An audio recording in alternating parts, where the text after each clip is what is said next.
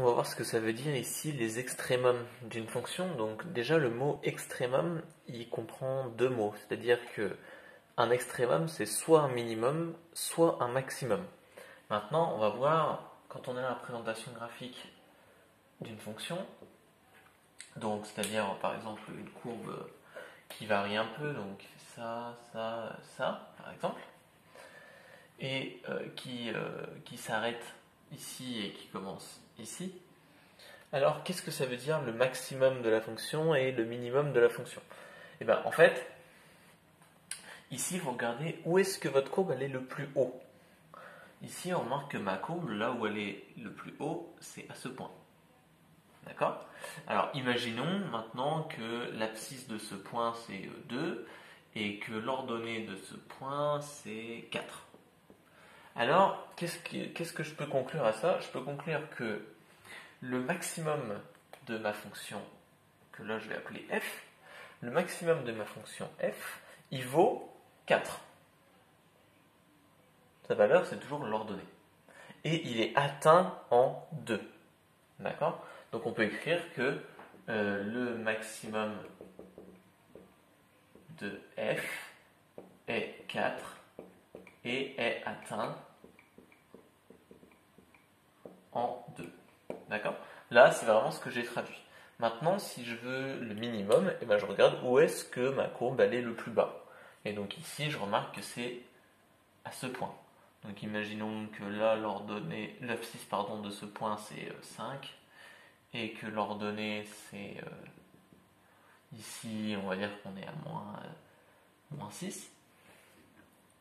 Alors là, vous pouvez dire, donc je ne vais pas réécrire la phrase, mais c'est la même chose, c'est le minimum vaut moins 6 et est atteint en 5. Ou le minimum est atteint en 5 et vaut moins 6. D'accord? Donc ça, c'est pour l'aspect graphique. Graphiquement, il suffit de regarder tout en bas et tout en haut et on obtient les valeurs des différents maximum et minimum. Et donc les extrémums, c'est la réunion donc, du maximum et du minimum. D'accord? Donc dans un tableau de variation, ça va se voir en haut, dès lors qu'on a une pente avec des flèches, on pourra voir éventuellement si on a un minimum ou un maximum en regardant les valeurs. Alors maintenant, comment on fait si on n'a pas de représentation graphique?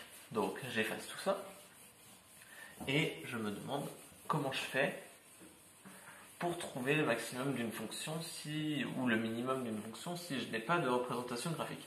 Alors il faut déjà se dire que des fois il n'y a pas de maximum ou de minimum. Imaginez une fonction affine, une droite comme ça, une grande droite. Donc une droite c'est infini, donc ça n'a pas de minimum et ça n'a pas de maximum, sauf si la droite est complètement horizontale. Auquel cas le minimum et le maximum c'est la même chose, c'est la valeur que prend cette droite en tout point. Donc ici on va prendre une expression qui nous permet de trouver un minimum. Mais ça marchera pareil pour un maximum.